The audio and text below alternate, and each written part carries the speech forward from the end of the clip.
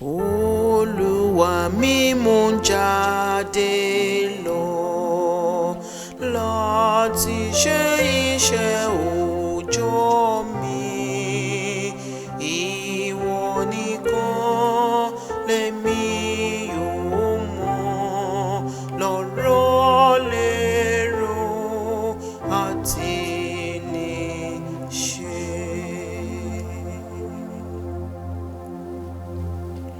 Iṣẹ́ tó yàn mí lánàá rẹ̀ jẹ́ kí n lè ṣe tayọ̀tayọ̀, kí n rojú rẹ̀ ní iṣẹ́ mi, èmi sì lè fìfẹ́ rẹ̀ hàn.